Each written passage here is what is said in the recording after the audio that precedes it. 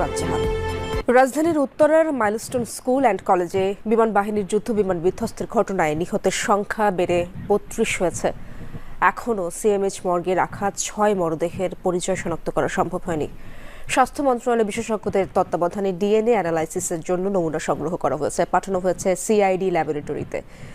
এদিকে এই ঘটনায় আহত, নিখোঁজ শিক্ষার্থী এবং অন্যান্যদের প্রকৃত সংখ্যা নির্ণয় করে ঠিকানাসহ তালিকা প্রস্তুতে ৭ সদস্যের তদন্ত কমিটি গঠন করেছে মাইলস্টোন স্কুল অ্যান্ড কলেজ কর্তৃপক্ষ।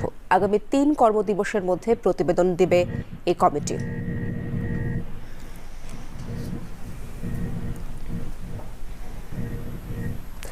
মাইলস্টোন স্কুলে বিমান বিধ্বস্তের ঘটনায় দগ্ধদের বেশিরভাগই হাসপাতালে বিছানায় যন্ত্রণায় কাতরাচ্ছেন।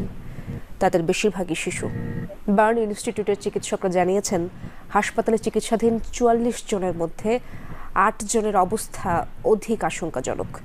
সিঙ্গাপুর থেকে আসা চিকিৎসকদের সাথে পরামর্শ করে রোগীদের ৩ ক্যাটাগরিতে বিভক্ত করে চিকিৎসা সেবা দেওয়া হচ্ছে বলে জানিয়েছেন বার্ন ইনস্টিটিউটের পরিচালক।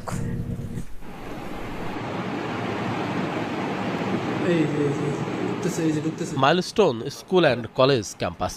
যুদ্ধবিমান বিধ্বস্তের আগে মাঠে খেলছিল কিছু শিক্ষার্থী।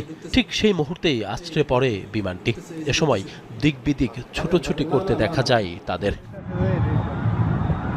বিমানটি মাইলস্টোন ক্যাম্পাসের হায়দার আলী ভবনের সামনে আছড়ে পড়ার সাথে সাথে বিধ্বস্ত হয়। আগুন ছড়িয়ে পড়ে চারপাশে। দগ্ধ হয় বহু কোমলমতি শিক্ষার্থী, শিক্ষক ও অভিভাবক। ভয়াবহ এই দুর্ঘটনায় যারা গুরুতর দগ্ধ হয়েছে তাদের মধ্যে ৪৪ জন এখনও বার্ন ইনস্টিটিউটের বিছানায় যন্ত্রণায় কাতরাচ্ছেন। চিকিৎসাধীন ৪৪ জনের মধ্যে ৩৭ জনই শিশু শিক্ষার্থী। চিকিৎসকরা জানিয়েছেন, ভর্তি রোগীদের মধ্যে ৮ জন অধিক আশঙ্কাজনক অবস্থায় আইসিইউতে চিকিৎসাধীন, ১৩ জন একটু কম আশঙ্কাজনক। বাকি ২৩ জন দ্রুতই বাসায় ফিরতে পারবে বলে মনে করছেন চিকিৎসকরা। আজকের যে ফাইনাল আউটকাম, সেটাতে ক্রিটিক্যাল পেশেন্ট আছে এই মুহূর্তে ৮ জন, আর সিভিয়ার ক্যাটাগরিতে আমাদের পেশেন্ট আছে ১৩ জন, আর বাকি পেশেন্টগুলো আছে আরও 23, সেটা হচ্ছে ইন্টারমিডিয়েট ক্যাটাগরিতে।